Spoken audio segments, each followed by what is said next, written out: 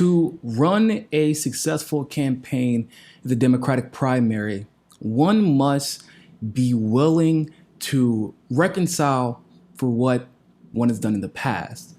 Now you can cheat, obviously, but if you want to have a base, an electorate, and a voting bloc where the votes that you supposedly achieved in your primary election to translate to not only votes in the general election, because that's not enough.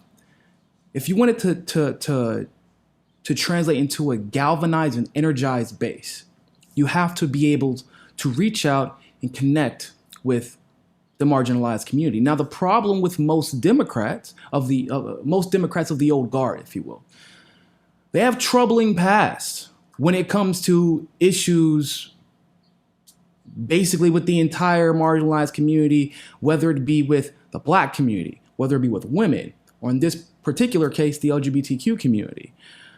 Joe Biden is no different.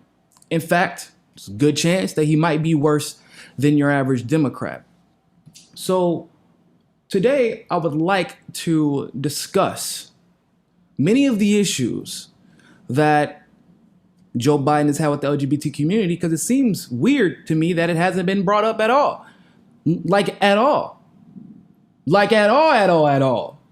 It's kind of weird, actually, because this is a big deal. 2 months ago when another certain candidate announced her candidacy, but we'll get to that in a second. So in this article in Instinct magazine, they actually go out of their way to defend Biden. However, they are revealing about Biden's very troubling past with the LGBTQ community. So they say that former Vice President Joe Biden once told a group of constituents in Delaware that he viewed homosexuals working in the federal government as security risks, according to the Archive, a local news report dug up by Washington Free Beacon. Now, they say times were different back then in 1973. Biden's statement was found in a September 24th, 1973 article in the Morning News out of Wilmington, Delaware. And his comments were heard when Biden was meeting with members of the North Star Civic Association, when one member asked Biden questions on job discrimination in the U.S. civil service and the military. What was his response? Biden's quote-unquote gut reaction on the issue was that homosexuals were security threats. Okay. My gut reaction, Biden said, is that homosexuals are a security risk, they are security risks. But I must admit, I haven't given it much thought. I'll be darned. Now, this isn't a 21-year-old Biden living under his father's roof. This isn't some, GOP good old boy from the South who, we kind of expect this type of rhetoric, because they're still saying this, right? So this is a Democrat, a seasoned Democrat, a Democrat, 1973, I wasn't even born yet, but Biden was autonomous enough and sovereign enough in his adulthood to be able to make the conscious decision that, hey, sexual orientation doesn't really determine whether or not you can fire a bullet in the name of the military-industrial complex or deliver mail in the name of USPS, who I'm not really good friends with right now. They keep messing up my deliveries. But I digress. Has nothing to do with that. Your sexual orientation literally has nothing to do with that stuff. However, Biden, this is what he said. And yet it's weird to me that, once again, we haven't seen anyone delve deeply into this stuff. So the article goes on to say, is this a case of Kevin Hart, Tim Hardaway, Nick Bosa, and others that have been shunned and outcast due to past homophobic or racist tweets or statements? Do we give Biden a pass, since that was the thing to believe at the time in the 70s? We did give Hillary Clinton a pass for not supporting same-sex marriage in the beginning. You might have. The LGBTQ community, however, did not, at least not the ones who, the ones who are not part of the elitist class. There is an elitist class in the LGBTQ community, but The rest of them did not give Clinton a pass. So to continue, he says that many of them, including him, the person who wrote this article, championed her. But her emails, statements against marriage equality, do we have selective memory? Or do we just say, well, she's changed and now he's changed? Like I said, this caping for the establishment is getting bad. First Alyssa Milano and then this. Biden has come to our support and has become a visual advocate for gay rights since he left the White House. His As You Are Foundation, which embraced our community last year with the program to promote acceptance of members of the LGBTQ community and help fight against their discrimination. And in his first year as a U.S. Senator, however, Biden's stance may not have been as supportive when it came to the federal employees being part of the LGBTQ community. But Biden was just following a trend, right? Results from a 1969 poll showed that a majority of Americans thought the same, that homosexuality was a security threat. Now, the main reason for this anti-LGBTQ stance, quote unquote, no gay government employees, was based on the idea that high-status gay men in the government would be too afraid of being outed by someone that they most likely would be susceptible to blackmail or treason. In July 1950, the Democratic Senator Clyde Huey of North Carolina led a confidential subcommittee on investigation hearings on the homosexuals and what effect they would have on the government as a security risk. The hearing records show. 3 years later, President Dwight Eisenhower issued an executive order that included sexual perversion as a security risk for termination of federal employees. Now, what they're telling you is, without telling you, is that basically Biden was in line with an executive order that fired you for being gay. Shouldn't this be all over? Let's continue. Maybe I'm being too hard, guys. Okay. Now, this article goes on and continues to cape for Joe Biden, talking about his evolution, how evolved he's conveniently become right as he's about to become president and right as the Supreme Court made it legal for the LGBTQ community to get married and legalize marriage equality across the nation. First was North Carolina, and then the Supreme Court upheld it. So, 1996, he voted for the Defense of Marriage Act, which defined marriage as being between a man and a woman. Oh, wait a minute. Hold up. The 90s, there was this woman, right? I think she's running for president now. I can't quite remember her name. I don't really talk about her that much. But while she was living with her father at like 20, 21 years old, she was standing next to her dad, standing next to her father, 21 years old. And she said, he said that he was, he had some issues with the gay community and men and women and getting married. He said some controversial things. They weren't okay. They weren't cool. Now, the problem with that was it was in 1990s, right? According to this article, it was different in 1973. This is 1996 with Biden, and in the mid-1990s with Tulsi Gabbard's father, who actually later apologized. Now, here is the difference. Tulsi has a 100% voting record with the LGBTQ community. Y'all didn't know? Yeah, 100% voting record. By the way, they like to talk about how homophobia was popular in 1950, 1973. Homophobia was still nearing a peak in the mid 1990s because of the AIDS epidemic. And basically, Joe Biden piled on. Homophobia was still a thing in 2012, 2013, whenever North Carolina said, hey, you know what? F it. Y'all do what you want to do. Be happy, kids. But it's one thing if your dad, while you were standing next to him, said something. You had views that reflected your family's values at the time, because that's the norm.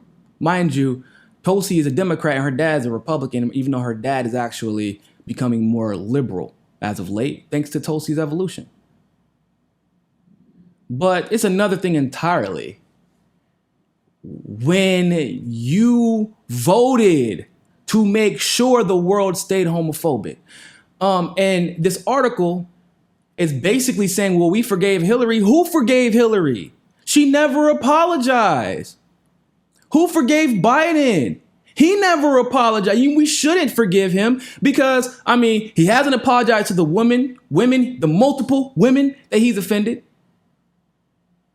He hasn't apologized to the black community for what he's done, nor does it look like he's planning on doing it anytime soon. So what makes you think he has any remorse for what he's done to the LGBTQ community? What makes you think that? And what's even more interesting is, hold the hell up, double back. MSNBC, Alyssa Milano, the world, right? The entire neoliberal universe harped on Tulsi being homophobic, supposedly, for 2 months, 3 months even, depending on who you are, straight. She's homophobic. She said something homophobic. We don't really have the comments, but homophobic. Look at what her dad said when she was 21 standing beside him. 100% voting record with the LGBTQ community. Joe Biden does not have that. And yet Joe Biden had announced when and how many articles have we seen calling out Joe Biden's horrendous record with the LGBTQ community? How many articles have we seen basically saying we can never forgive him? How many tweets have you seen talking about this? Because, they got their attacks lined up for Tulsi. And the reason, although I do obviously support Tulsi, the reason I bring up Tulsi in this particular instance is because I wanted to give a stark contrast to how Biden is being treated. Biden is your enemy, right? He has voted lockstep with the establishment. And even when he was a senator, for somebody who supposedly evolved on the LGBTQ issues, what legislation has he signed up for or pushed in favor of the LGBTQ community? While he was vice president, knowing knowing the Supreme Court was going in one way or another, and which would have determined the outcome of equal rights for marriage around the country. He didn't say a damn thing until it had already been solidified in the courts. And then, of course, it's super easy to pretend to be on the side of popular opinion after the Supreme Court's basically cut you a break. But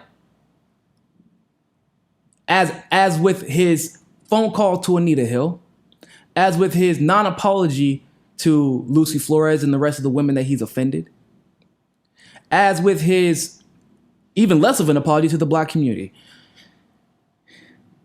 there's no remorse. And him even acknowledging these communities is far too convenient. And more so than anything, he is not being held to the same standard as candidates before they were in office, standing next to their father at 21 years old. Bro, I was still saying some of the stuff that my mom told me, when I was 21, 20 years old. That's my mom. So, that's the authority in my life at the time.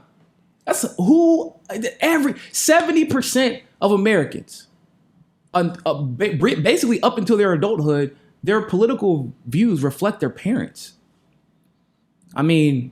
Your mannerisms reflect your parents. The shows you watch oftentimes reflect your parents. Your values reflect your parents. So why wouldn't your political views? All those play a part into your political views. Except for Biden in 1973 was not a child. Okay? Biden in 1996 was in the legislature. Biden voted against the LGBTQ community. And they're talking about forgiving him. Forgiving him, he hasn't even acknowledged his problematic past. And to be completely honest with you, he's not the only one with a problematic past. Like, he's not. But here's the difference. Out of all the candidates who have problematic pasts, because they all kind of do, least of all Bernie and Tulsi, but all of them have some type of problematic past. There's only one really who's apologized with sincerity. I mean, actually said the words, "I'm sorry for the people that I've hurt." That's Tulsi. There's only one. She's the only one. Because let's be honest, that ego that you need to be a politician, a lot of the times prevents people from wanting to say, "I'm sorry," because they feel it makes them come off as weak, like they've lost a battle. But honestly, if you apologize with sincerity in situations such as these, it shows that you are stronger than pop culture and the status quo. It shows that you are a leader. Biden conveniently changes his advocacy based on the popular opinion of the Democratic Party at the time. That's not a leader. It's a follower. That's why he never won the presidency. That's why he's never come close. He's always been vice president, following behind Obama. Because that's what he is. So I want to see who's going to call him out on this. Like they harped on Tulsi Gabbard. And like they pretend that Bernie is so much worse on issues with black people than everybody else. So he has his problems. Tulsi had her problems. But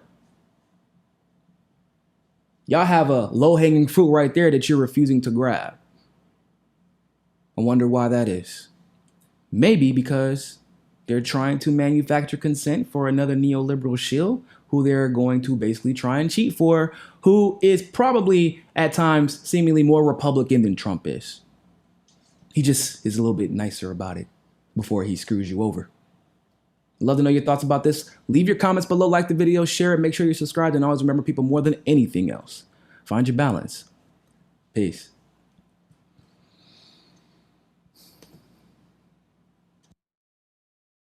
Thanks for watching that segment of Mi Casa es Su Casa.